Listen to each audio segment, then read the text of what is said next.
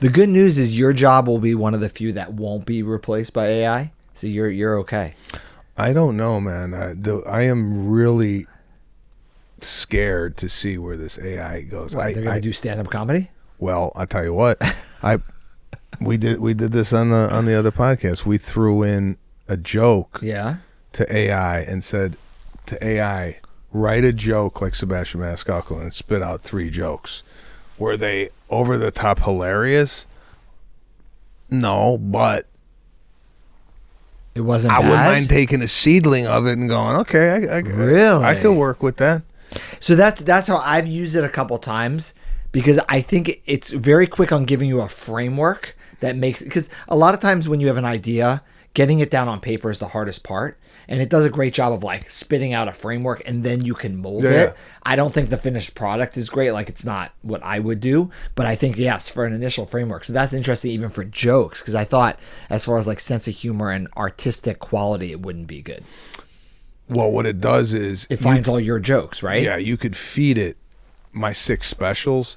It will recognize a pattern and then take that pattern. And because what did we do? We did write a joke about standing in line, waiting in line at the grocery store as Sebastian Maniscalco, and it spit out 3 samples, and I was like, oh, okay, these are, these, I could work with these. It's similar to a letter. I have problems writing an email. Right. It gives you a good framework. Yeah. Let's say if you wanted to tell an employee that they're getting a promotion and you wanted to put it in writing, you'd write into the AI promotional letter, right? Or looking for an employee, and it would spit you back something. You're like, this is it is. I mean, it will be interesting what jobs get replaced.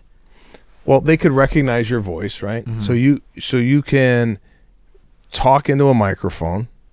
AI will recognize your voice and then talk back to you the way you just talked into the microphone. They'll apply your voice to different words. So who's to say that AI, you could throw in the jokes, right? Then hear the voice, and you could listen to a audio recording of not me say jokes like me. Would you trust it diagnosing your child?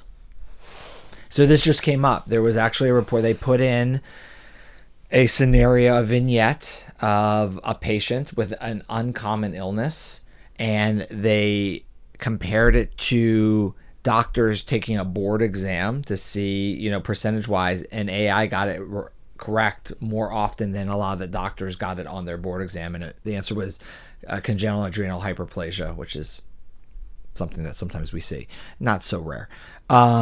But it's just very interesting that it picked it out. Now, I wonder, what we're feeding it, we're leading the witness a little bit, right? Like if you only fed me the pertinent symptoms, it's easier to come up with the diagnosis than if you just came in and talked for 30 minutes and weeded it out.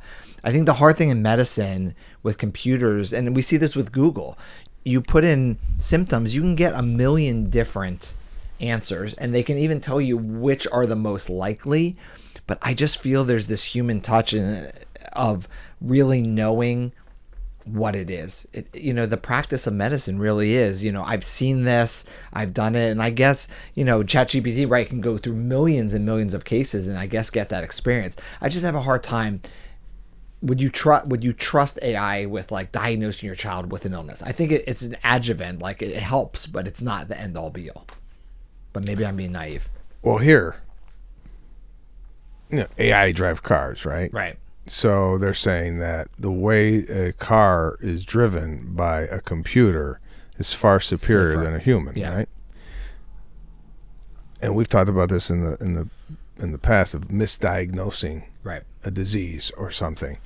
I mean, there's a human error involved in 100%, right? Yeah. But if an AI can access, and this is different than Google, because Google, I think, so nebulous, so much. But AI, if this is another form of a search engine, but is utilizing, peer-reviewed journals 100%. And doctor website and formulating all that and going, oh, yeah, you have testicular cancer. Sure. Based on your history and whatnot.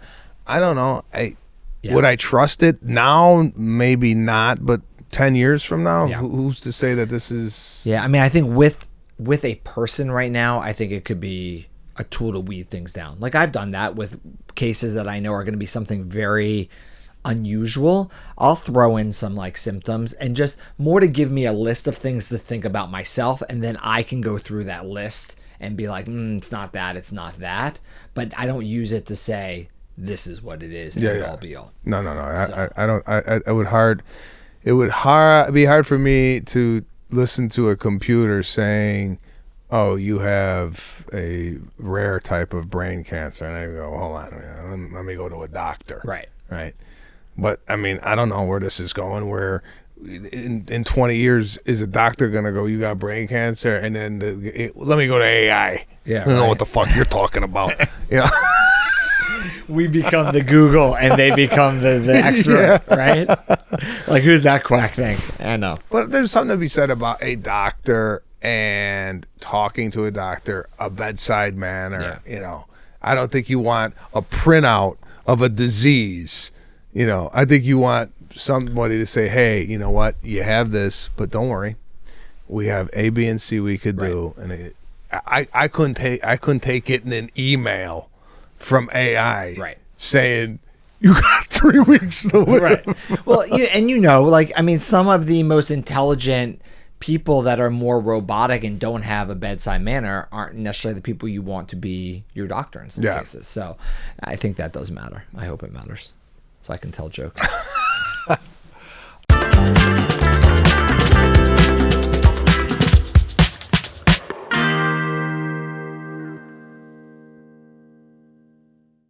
The opinions expressed in this program are not intended as professional medical advice, as a diagnosis, as a treatment protocol, or as a substitute for professional medical advice from your physician. Please consider your own medical history and consult with your own physician for your specific healthcare and/or medical needs and about your concerns for yourself and your family.